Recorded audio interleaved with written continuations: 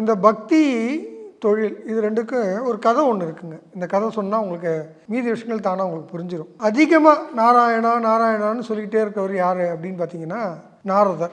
நாரதருக்கு இதனால ஒரு கர்வம் வந்ததா இந்த கதைக்கு நாரதர் கர்வபங்கம் அப்படின்னே பேர் இந்த கதைக்கு. நாரதருக்கு எப்போ பார்த்தாலும் நாராயணான்னு சொல்லிட்டு இருக்கிறதுனால அவருக்கு ஒரு ஒரு பெருமிதம். உலகத்திலேயே நாராயணன் பேரை இவ்வளோ தடவை சொன்னவங்க யாருமே இருக்க மாட்டாங்க, நாம தானே.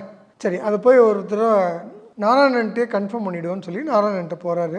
உன்னை அதிகமாக பக்தி செலுத்துகிறவன் நான் தானே அப்படின்னு கேட்குறாரு. நாராயணன் என்ன சொல்கிறாரு, இல்லை பூமியில் ஒரு குடியானவன் இருக்காரு, நீ வேணா அவரை போய் பாரு அப்படின்றாரு. அப்படி என்னை விட அதிகமாக பக்தி செலுத்துகிறவர் யார் அப்படின்னு தேடிட்டு அந்த குடியானவனை பார்க்குறாரு. ஒரு நாள் ஃபுல்லாக வாட்ச் பண்ணுறாரு. அவர் காலைல எந்திரிச்ச உடனே ஒரு தடவை நாராயணன்றாரு. அதுக்கப்புறம் ராத்திரி படுக்கும்போது ஒரு முறை நாராயணன் சொல்கிறார். அவ்வளோதான், ரெண்டு தடவை தான் சொன்னார். இவர் என்னோட பக்தியில் சிறந்தவர்னு நாரதர்கிட்ட நாராயணன் சொல்கிறாருன்னு நாரதருக்கு ஒரே ஆச்சரியம். இது என்னது இது அப்படின்னு திரும்ப போகிறார் நாராயணன்ட்ட. நாராயணா, இது நீ சொல்கிறது நியாயமா?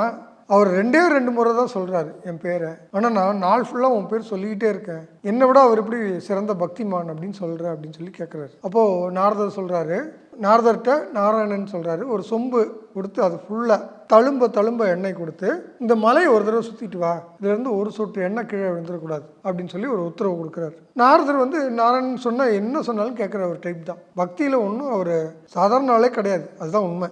ரொம்ப ஜாக்கிரதையாக நாராயணன் சொன்னார்ன்றதுக்காகனே ரொம்ப ஸ்ரத்தையோடு அந்த மலையை சுற்றி முடித்து திரும்ப இந்த எண்ணெய் சிந்தாமல் கொண்டு கொடுத்துட்டேன் அப்படின்னு சொல்கிறார். அப்போது நாரதர்கிட்ட நாராயணன் கேட்குறாரு, இப்போ இந்த சுற்றி வந்த நேரத்தில் எத்தனை தடவை என் பேர் சொன்னேன்னு கேட்குறாரு. அப்போ தான் நாரதர் யோசிக்கிறாரு, ஆமாம் நம்ம சொல்லவே இல்லைல்ல, ஒரு தடவை கூட சொல்லலை அப்படின்றார். நீ எந்த பொறுப்புமே எடுத்துக்காமல் என் பேரை மட்டும் சொல்லிட்டு இருக்கிறதுல இருக்கிற சிரமத்தை விட தன்னுடைய 1000 வேலைகளுக்கு நடுவுலையும் என்ன ஞாபகம் வச்சுக்கிற அந்த பக்தி தான் சரியான பக்தின்னு சொல்கிறார்.